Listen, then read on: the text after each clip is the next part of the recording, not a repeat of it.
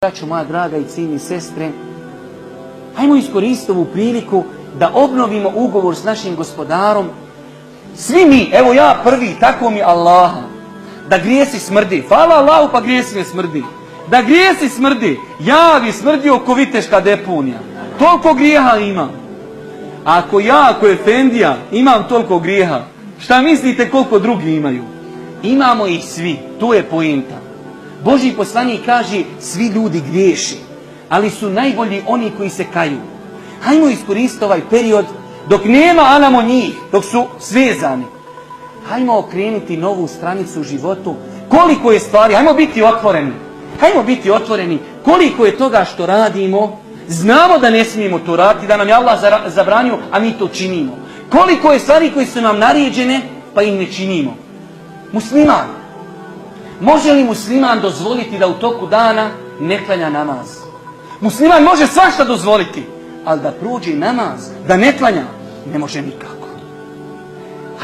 Hajmo obnoviti ugovor. Pogledajte samo 3 nagrade koje nas čekaju kod Allaha ako se pokajemo. Ja Rab, tako mi Allaha. Kada bi ljudi znali šta ih čeka u pokajanju, svi bi se pokajali. Prva stvar, Allah obećava da oni koji se pokaju, oprostit će im grijehe. Kul ja ibadi alladine asrafu ala anfusihim la taqnatu min rahmetillah inna Allaha yaghfiru dhunuba jami'a. O vi koji ste neki grijeh učinili, nemojte gubiti nadu Allahu milost. Allah će sve grijehe oprostiti. Znači Allah sve prašta. Šta god da si radio, popio 16 cisterni viskija, Allah će ti oprostiti ako mu se pokaješ. Pokro pola večerski. Vrati ljudima što si ukro, pokaj se Allahu i Allah će ti oprostiti. Slago 1864 puta. Pokaj se Allahu subhanahu wa ta'ala, Allah će ti oprostiti. To je prva, Allah ti oprostio. Jel neko ima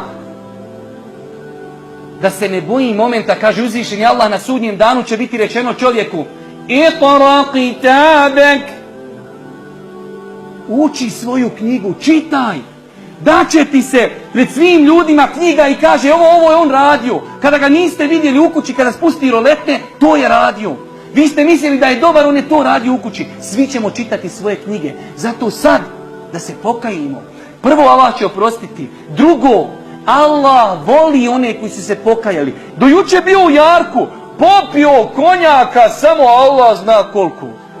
On čisti dole sve one prodavnice, on samo uzima rakiju. Ali kaže, od sutra prestajim. Allah ga od sutra voli. Do juče bio proklet. Danas ga Allah voli. Kaže uzvišeni Allah: Inna Allahe yuhibbu tawabin. A Allah voli oni koji se pokaju. I zadnja, najveća nagrada, da ti Allah tvoje grijehe na sudnjem danu pretvori u sevape. Allahu dragi, kolika je tvoja milost.